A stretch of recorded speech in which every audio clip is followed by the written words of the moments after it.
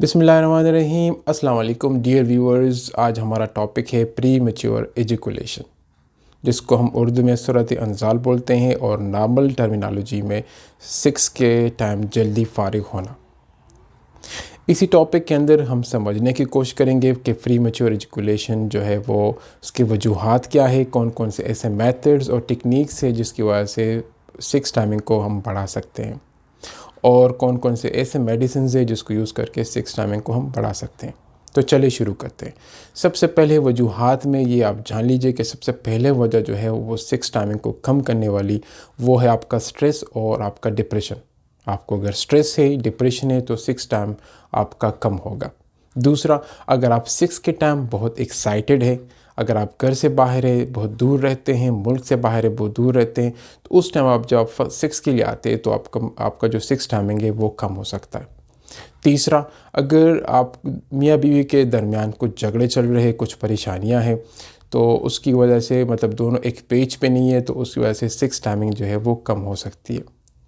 चौथा, अगर आपको अपने ऊपर कॉन्फिडेंस नहीं है कि आज मैं जब सेक्स करूँगा, जमा करूँगा, तो उसमें मेरा टाइमिंग ज़्यादा नहीं होगा या शायद मैं ज़्यादा टाइम ना ले पाऊँ, तो उस वजह से आपका टाइमिंग ऑटोमेटिकली कम होगा। आपको अगर कोई प्रोस्टेट का इन्फेक्शन है या आप यूरेथ्रल कोई इन्फेक्शन है, तो उस वजह से आपकी सेक्स प्रॉब्लम जो है, सेक्स टाइमिंग जो है वो कम हो सकती है।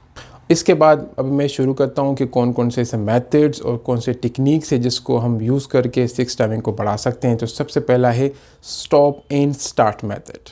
स्टॉप एंड स्टार्ट मेथड में क्या करना होता है कि जब आप जमा शुरू करते हैं, सेक्स शुरू करते हैं, तो उस टाइम जब आपको लगे कि आप फारिग हो रहे हैं, तो आप नफ्स को बाहर निकालें।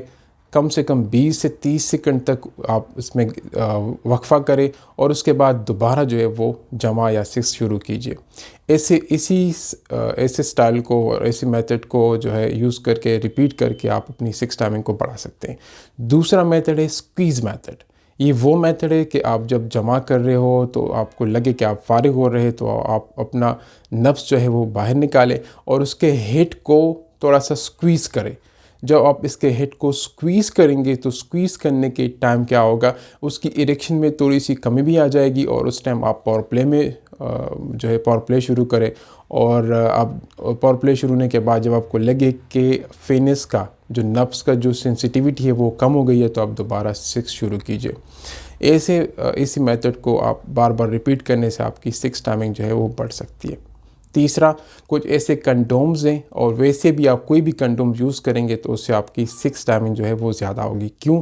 क्योंकि कंडोम्स जो है वो आपकी फेनिस की या आपकी जो नब्स है उसकी जो सेंसिटिविटी है वो कम कर देती है। चौथा, एनेस्थेटिक क्रीम्स या स्प्रे। ऐसे एनेस्थेटिक क्रीम्स और स्प्रे जो नब्स को जो है वो नम कर देती है, उसकी सेंसिटिविटी को कम करती है, तो ऑटोमेटिकली आपका सेक्स टाइमिंग ज़्यादा होगा। 4 मेथड्स को यूज़ करने के बाद अगर आपकी टाइमिंग नहीं बढ़ रही, तो सबसे लास्ट जो है वो ये है कि आप किसी भी साइकेट्रिस्ट और साइकोलॉजिस्ट या यूरोलॉजिस्ट से कंसल्ट करें। तो उसमें स्पेशली साइकेट्रिस्ट आपको जो है एंटी डिप्रेसेंट जो है वो प्रिस्क्राइब करेगा। एंटी डिप्रेसेंट में जो सबसे कॉमन मेडिसिन है वो है डिपॉक्सिटीन। वो डिपॉक्सिटीन यूज़ करने से, जिसको हम सेलेक्टिव सेरोटोनिन रीअपटेक इनहिबिटर कहते हैं, तो ये डिपॉक्सिटीन जो है वो आपकी सेक्स टाइमिंग को बढ़ाएगा। केगल एक्सरसाइज बोलते हैं, वो एक्सरसाइज करने से भी आप अपनी मर्दाना टाइमिंग को बढ़ा सकते हैं। थैंक यू सो मच मेरा वीडियो देखने का, और आप सब लोगों से रिक्वेस्ट है मेरी कि वीडियो को लाइक सब्सक्राइब कीजिए और नीचे कमेंट सेक्शन में अपना राय का इजहार कीजिए। इंशाल्लाह मिलते हैं नेक्स्ट वीडियो में, तब तक अपना ख्याल रखें। Thank you so much. अल्लाह हाफिज़।